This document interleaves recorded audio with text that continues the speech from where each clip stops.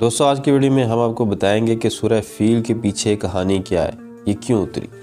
فتح یمن کے بعد جب حبشیوں نے مزاحمت کرنے والے یمنی سرداروں کو ایک ایک کر کے قتل کرنا شروع کر دیا تو ان میں سے ایک سردار المصیفے تھا۔ اس نے حبشیوں کی اطاعت قبول کر کے اور جزیہ ادا کرنے کا عہد کر کے شاہ حبش سے یمن کی گورنری حاصل کر لی، لیکن حبشی فوج نے اس کے خلاف بغاوت کر دی اور ابراہا کو اس کی جگہ گورنر بنا دیا۔ یہ شخص حبش کی بندرگاہ ادولیس کے ایک یونانی تاجر کا غلام تھا جو اپنی ہوشیاری سے یمن پر قبضہ کرنے والی حبشی فوج میں بڑا اثر و رسوخ حاصل کر گیا تھا۔ شاہ حبش نے اس کی سرکوبی کے لیے جو فوجیں بھیجی وہ یا تو اس سے مل گئیں یا اس نے ان کو شکست دے دی۔ شاہ حبش کے مرنے کے بعد ابراہا یمن کا حکمران بن گیا۔ یمن میں پوری طرح اپنا اقتدار مضبوط کر لینے کے بعد اس کے سامنے دو مقاصد تھے، یعنی ایک طرف عرب میں مسیحیت پھیلانا اور دوسری طرف اس تجارت پر قبضہ کرنا جو بلاد مشرق اور رومی علاقوں کے درمیان عربوں کے ذریعے ہوتی تھی۔ ابراہا نے اپنا کعبہ بنایا۔ ابراہا نے اس مقصد کے لیے یمن کے دارالسلطنت سینا میں ایک عظیم الشان کلیسا تعمیر کرایا جس کا ذکر عرب مورخین نے اکلیسا کے نام سے کیا ہے۔ محمد بن اسحاق کی روایت ہے کہ اس کام کی تکمیل کے بعد اس نے شاہ حبش کو لکھا کہ میں عربوں کا حج کعبہ سے کلیسا کی طرف موڑے بغیر نہ رہوں گا۔ ابن کثیر نے لکھا ہے کہ اس نے یمن میں علی الاعلان اپنے اس ارادے کا اظہار کیا اور اس کی منادی کرا دی۔ اس کی اس حرکت کا مقصد ہمارے نزدیک یہ تھا کہ عربوں کو غصہ دلائے تاکہ وہ کوئی ایسی کارروائی کریں جس سے اس کو مکہ پر حملہ کرنے اور کعبے کو منہدم کر دینے کا بہانہ مل جائے۔ اس کے اس اعلان پر غضبناک ہو کر ایک عرب نے کسی نہ کسی طرح کلیسا میں گھس کر رفع حاجت کر ڈالی۔ مشہور ہے کہ یہ فعل ایک قریشی نے کیا تھا۔ ایک اور روایت ہے کہ قریش کے بعد نوجوانوں نے جا کر اس کلیسا میں آگ لگا دی تھی، لیکن ایسا بھی ممکن ہے کہ ابراہا نے خود اپنے کسی آدمی سے خفیہ طور پر ایسی کوئی حرکت کرائی ہو تاکہ اسے مکہ پر چڑھائی کرنے کا بہانہ مل جائے۔ بہرحال دونوں صورتوں میں سے جو صورت بھی ہو، جب ابراہا کے پاس یہ خبر پہنچی کہ کعبے کے ماننے والوں میں سے کسی نے کلیسا کی توہین کی ہے تو اس نے قسم کھائی کہ میں اس وقت تک چین نہ لوں گا جب تک کعبے کو ڈھا نہ دوں۔ ابراہا اور عبد المطلب کی دلچسپ گفتگو۔ اس کے بعد وہ 570 میں 60,000 فوجی اور 13 ہاتھی لے کر مکہ کی طرف روانہ ہوا۔ محمد بن اسحاق کی روایت ہے کہ ابراہا نے قریش کے بہت سے مویشی لوٹ لیے جن میں رسول اللہ صلی اللہ علیہ وسلم کے دادا عبد المطلب کے بھی 200 اونٹ شامل تھے۔ اس کے بعد اس نے اپنے ایک ایلچی کو مکہ بھیجا اور اس کے ذریعے اہل مکہ کو پیغام دیا کہ میں تم سے لڑنے نہیں آیا ہوں بلکہ اس گھر یعنی مکہ کو ڈھانے آیا ہوں۔ اگر تم نہ لڑو تو میں تمہاری جان و مال سے کوئی نقصان نہ کروں گا۔ نیز اس نے اپنے ایلچی کو ہدایت کی کہ اہل مکہ اگر بات کرنا چاہیں تو ان کے سردار کو میرے پاس لے آنا۔ مکہ کے سب سے بڑے سردار اس وقت عبد المطلب تھے۔ ایلچی نے ان سے مل کر ابراہا کا پیغام پہنچایا۔ انہوں نے کہا ہم میں ابراہا سے لڑنے کی طاقت نہیں ہے، یہ اللہ کا گھر ہے، وہ چاہے گا تو اپنے گھر کو بچا لے گا۔ ایلچی نے کہا آپ میرے ساتھ ابراہا کے پاس چلیں۔ وہ اس پر راضی ہو گئے اور اس کے ساتھ چلے گئے۔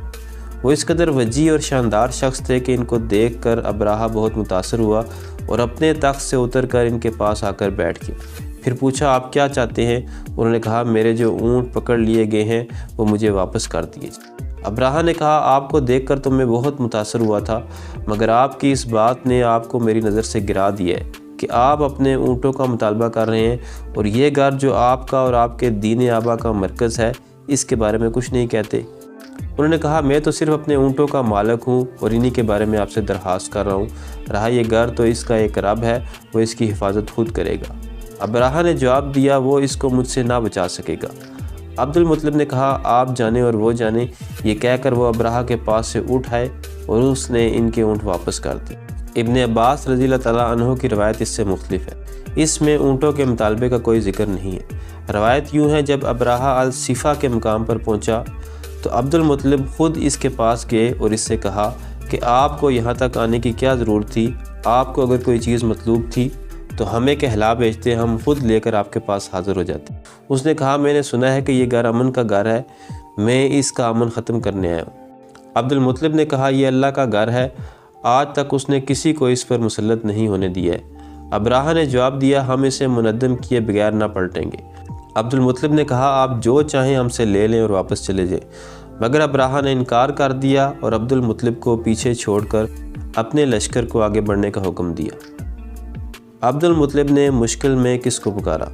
محمد بن اسحاق بیان کرتے ہیں کہ ابراہہ کی لشکرگاہ سے واپس آ کر عبد المطلب نے قریش والوں سے کہا کہ اپنے بال بچوں کو لے کر پہاڑوں میں چلے جائیں تاکہ ان کا قتل عام نہ ہو جائے۔ پھر وہ اور قریش کے چند سردار حرم میں حاضر ہوئے اور کعبے کے دروازے کا کنڈا پکڑ کر انہوں نے اللہ تعالیٰ سے دعائیں مانگی کہ وہ اپنے گھر اور اس کے خادموں کی حفاظت فرمائے۔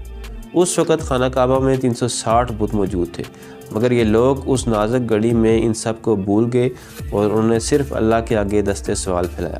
ان کی جو دعائیں تاریخ میں منقول ہیں ان میں اللہ واحد کے سوا کسی دوسرے کا نام تک نہیں پایا جاتا۔ ابن حشام نے سیرت میں عبد المطلب کے جو اشعار نقل کیے ہیں وہ یہ ہیں: خدایا بندہ اپنے گھر کی حفاظت کرتا ہے، تو بھی اپنے گھر کی حفاظت فرما، کل ان کی صلیب اور ان کی تدبیر تیری تدبیر کے مقابلے میں غالب نہ آنے پائے۔ اگر تو ان کو اور ہمارے قبیلے کو اپنے حال پر چھوڑ دینا چاہتا ہے تو جو چاہے کر۔ ابن جریر نے عبد المطلب کے یہ اشعار بھی نقل کیے ہیں جو اس موقع پر دعا مانگتے ہوئے انہوں نے پڑھے تھے: اے میرے رب تیرے سوا میں ان کے مقابلے میں کسی سے امید نہیں رکھتا۔ اے میرے رب ان سے اپنے حرم کی حفاظت کر، اس گھر کا دشمن تیرا دشمن ہے، اپنی بسا کو تباہ کرنے سے ان کو روک۔ یہ دعائیں مانگ کر عبد المطلب اور ان کے ساتھی بھی پہاڑوں میں چلے گئے۔ جب ابراہہ کا جسم ٹکڑے ٹکڑے ہو گیا اور دوسرے روز ابراہہ مکہ میں داخل ہونے کے لیے آگے بڑھا، مگر اس کا خاص ہاتھی محمود جو آگے آگے تھا یکا یک بیٹھ گیا۔ اس کو بہت مارا گیا، یہاں تک کہ یہ زخمی ہو گیا، مگر وہ نہ ہلا۔ اسے جنوب شمال مشرق کی طرف موڑ کر چلانے کی کوشش کی جاتی تو وہ دوڑنے لگتا، مگر مکہ کی طرف موڑا جاتا تو وہ فوراً بیٹھ جاتا اور کسی طرح آگے بڑھنے کے لیے تیار نہ ہوتا۔ اتنے میں پرندوں کے جھنڈ اپنی چونچوں اور پنجوں میں سنگریزے لیے ہوئے آئے اور انہوں نے اس لشکر پر ان سنگریزوں کی بارش کر دی، جس پر بھی یہ کنکر گرتے اس کا جسم گلنا شروع ہو جاتا۔ محمد ابن اسحاق کی روایت ہے کہ یہ چیچک کا مرض تھا اور بلاد عرب میں سب سے پہلے چیچک اسی سال دیکھی گئی۔ ابن عباس رضی اللہ تعالیٰ عنہ کی روایت ہے جس پر کوئی کنکری گرتی اسے سخت کھجلی لاحق ہو جاتی اور کھجاتے ہی اس کی جلد پھٹتی اور گوشت جڑنا شروع ہو جاتا۔ گوشت اور خون پانی کی طرح بہنے لگتا اور ہڈیاں نکل آتی تھی۔ خود ابراہہ کے ساتھ بھی یہی ہوا، اس کا جسم ٹکڑے ٹکڑے ہو کر گر رہا تھا اور جہاں سے کوئی ٹکڑا گرتا وہاں سے پیپ اور لہو بہنے لگتا۔ افراتفری میں ان لوگوں نے یمن کی طرف بھاگنا شروع کر دیا۔ اس بھگدڑ میں جگہ جگہ یہ لوگ گر گر کر مرتے رہے۔ سب کے سب اسی وقت ہلاک نہیں ہو گئے، بلکہ کچھ تو وہیں ہلاک ہوئے اور کچھ بھاگتے ہوئے راستے بھر گرتے چلے گئے۔ ابراہہ بھی بھاگتے ہوئے ہلاک ہوا۔ حبشیوں کی حکومت کا خاتمہ۔ اللہ تعالیٰ نے حبشیوں کو صرف یہی سزا دینے پر اکتفا نہیں کیا، بلکہ 3-4 سال کے اندر یمن سے حبشی اقدار ہمیشہ کے لیے ختم کر دیا گیا۔ تاریخ سے معلوم ہوتا ہے کہ واقعہ فیل کے بعد یمن میں ان کی طاقت بالکل ٹوٹ گئی۔ جگہ جگہ یمنی سردار علم بغاوت لے کر اٹھ کھڑے ہوئے۔ پھر ایک یمنی سردار سیف بن ذی ازن نے شاہ ایران سے فوجی امداد طلب کی اور ایران کی صرف 1000 فوج جو 6 جہازوں کے ساتھ آئی تھی حبشی حکومت کا خاتمہ کر دینے کے لیے کافی ہوگی۔ یہ 575 کا واقعہ ہے۔ یہ تھی میری آج کی ویڈیو، ملتے ہیں اگلی ویڈیو میں، تب تک اللہ۔